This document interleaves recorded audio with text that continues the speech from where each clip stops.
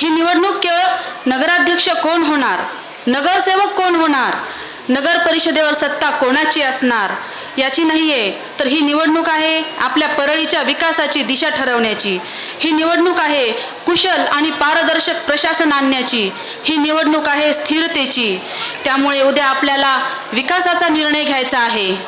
निवडणुकीचा प्रचार सुरू झाला आणि आम्ही प्रत्येकापर्यंत जाण्याचा प्रयत्न केला.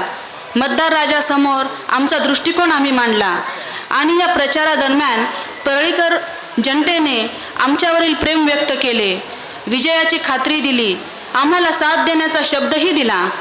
ताई, तुम्ही काम करा, आम्ही तुमच्या सोबत आहोत, तुमच्या पाठीशी आहोत, हा ठाम विश्वास देखील आम्हाला दिला. आपल्या दोन्ही खंबीर नेतृत्वांवरील श्रद्धा देखील सर्वांनी बोलून दाखवली. त्यामुळे आपल्या महायुतीच्या पाठीशी माझी परळी तन मन आणि धनाने उभी असल्याचा आत्मविश्वास निर्माण झाला. हे शब्द, हा आशीर्वाद, ही श्रद्धा आणि ही एवढी मोठी माणसांची ताकद, यापेक्षा मोठी कोणतीही सत्ता नाही आहे आणि या विश्वासावरच आपला ऐतिहासिक विजय होणार अशी मला खात्री झाली. मी नेता होण्यासाठी नाही, तर आपल्या दोन्ही नेतृत्वांनी माझ्यावर दाखवलेला विश्वास सार्थ करून दाखवण्यासाठी, माझ्या परळीकरांचा विश्वास जिंकून तो जपण्यासाठी मी उभी आहे. मी प्रचाराच्या शुभारंभाच्या भाषणातच आपणास सांगितले की आपले साहेब आणि आपल्या ताईसाहेब हेच आपल्या परळीच्या विकासात्मक वाटचालीचा समृद्धी महामार्ग आहेत.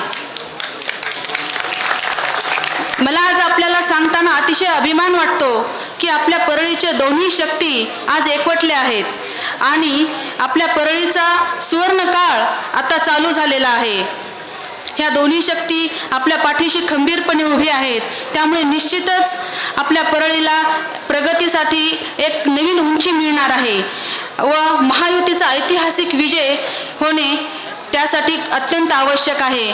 आपल्या दोन्ही नेतृत्वांचे हात बळकट करण्यासाठी, महायुतीच्या सर्व उमेदवारांना विजयी करण्यासाठी तुम्हा सर्वांची साथ मला आवश्यक आहे.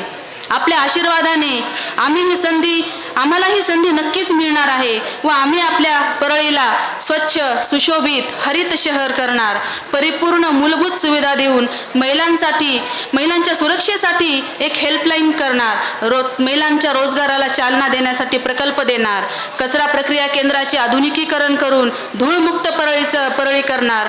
विकासाचे योग्य नियोजन करून आपल्या परळीला स्मार्ट सिटी, डिजिटल सिटी आम्ही बनवणार.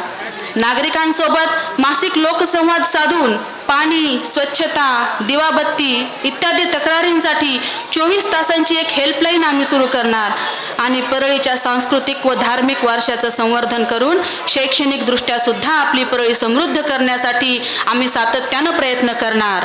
तसेच कुशल व पारदर्शक प्रशासन देण्यासाठी महायुती म्हणून आम्ही कटिबद्ध आहोत आणि हे करत असताना आम्ही येणाऱ्या समस्या सांगत बसण्यापेक्षा त्यावरील उपाय देणं आम्हाला जास्त महत्त्वाचं वाटतं आणि आपल्या या सर्व समस्यांवरचा शाश्वत, खात्रीचा आणि एकमेव उपाय म्हणजे आपले हे दोन्ही खंबीर नेतृत्व आहेत.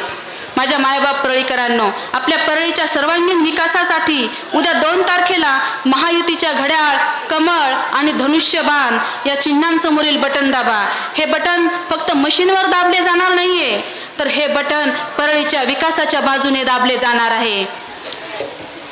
मला नगराध्यक्ष पदासाठी आपली सून म्हणून, मुलगी म्हणून, बहीण म्हणून आशीर्वाद द्या आणि त्याचबरोबर Rashtrawadi Congress Party, Bharatiya Janata Party, Shiv Sena, Republican Party of India आणि मित्र पक्षाच्या महायुतीच्या सर्व उमेदवारांना प्रचंड मताधिक्याने विजयी करा, एवढीच तुम्हा सर्वांच्या चरणी मी विनम्र प्रार्थना करते. आणि हा समारोप नाहीये, तर ही नव्या परळीच्या प्रगतीचा प्रारंभ आहे हे मी इथे नमूद करू इच्छिते. तेव्हा आम्हा सर्वांना भरभरून आशीर्वाद द्या एवढीच विनंती. धन्यवाद. जय हिंद, जय महाराष्ट्र.